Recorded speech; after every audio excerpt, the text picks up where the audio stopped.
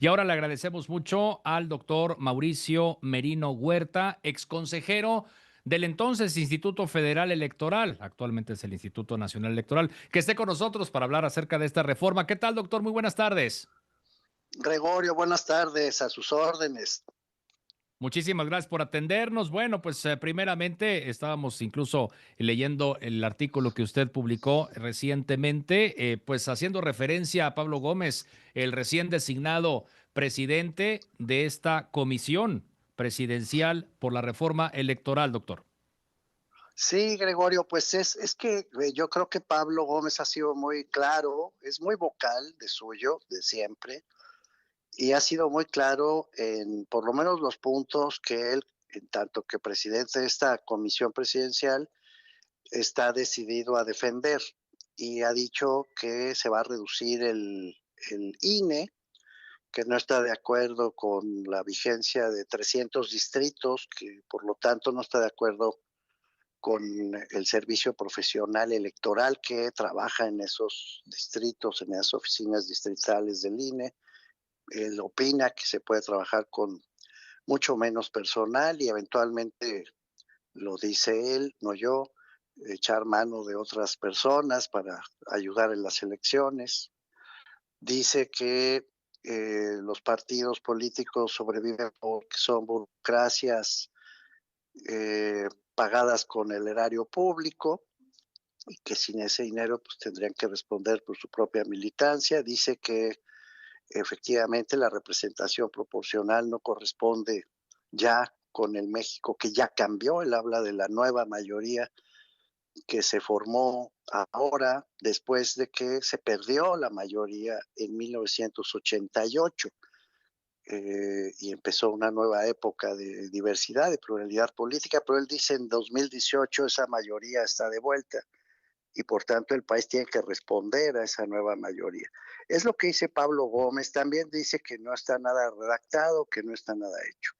Añado que a lo que Pablo Gómez ha mencionado, la presidenta Sheinbaum también ha mencionado su oposición frontal a la representación proporcional, porque la considera eh, ajena a la voluntad del pueblo, en tanto que las listas de plurinominales las hacen los dirigentes de partidos y no pasan, digamos, por el tamiz electoral.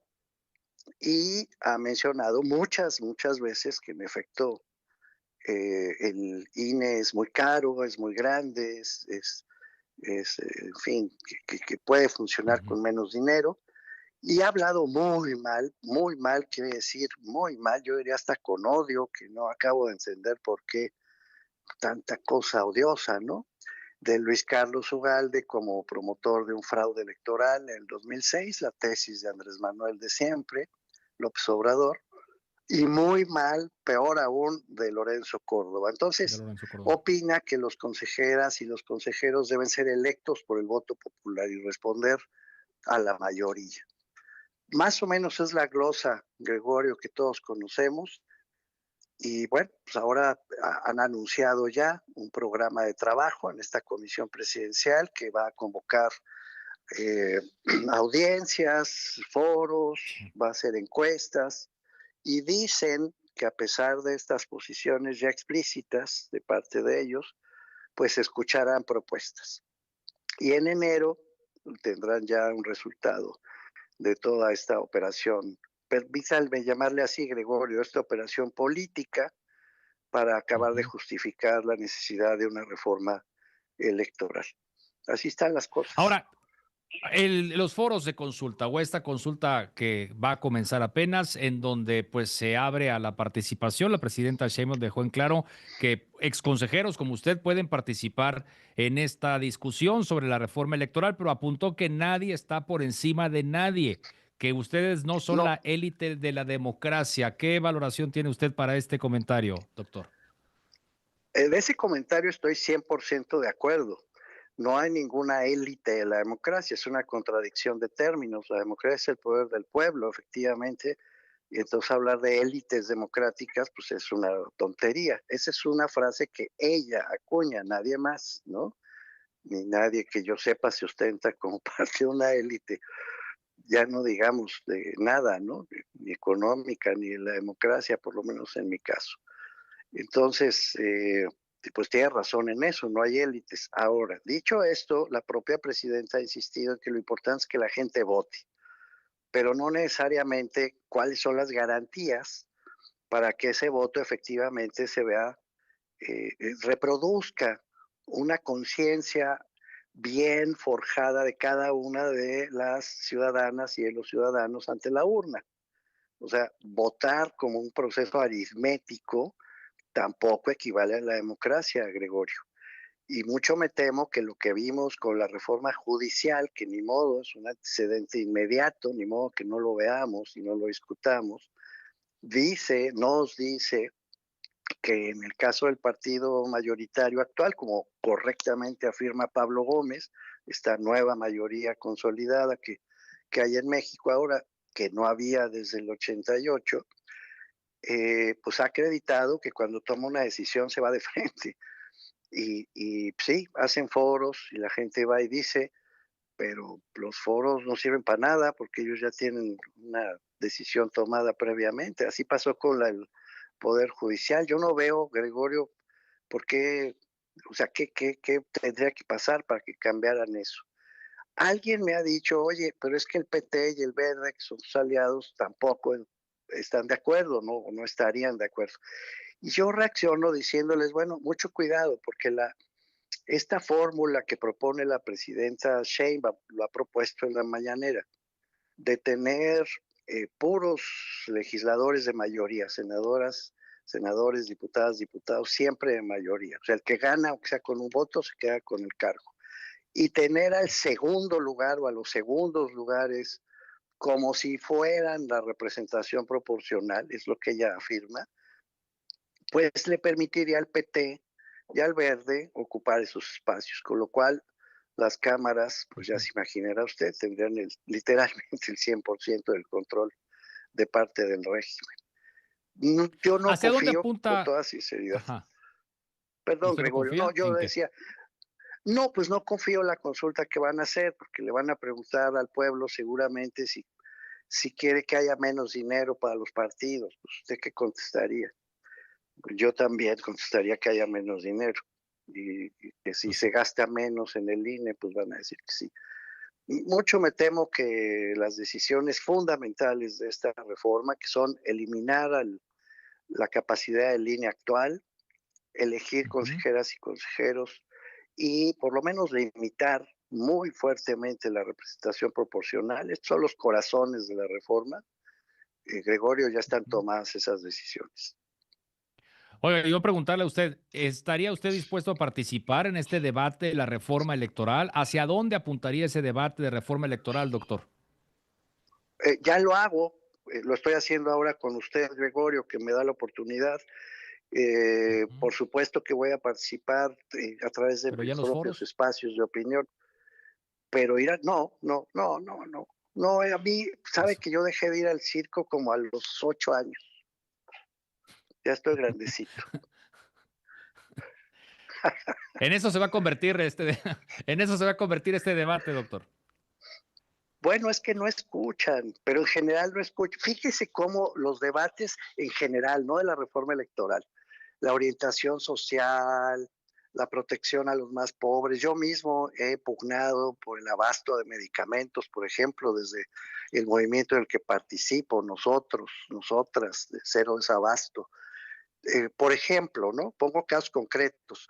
Me consta, por lo tanto, ya desde hace rato, que no debaten argumentos, sino que descalifican a la persona que los esgrime. Su forma de debatir no es debate serio, pues no es algo que escuchas al otro y te vas moviendo, sino que ellos descalifican a la persona que emite la opinión porque no está a favor de sus posiciones. Ujú. Y acto seguido, pues, el argumento se viene abajo. No te creo porque lo dices tú.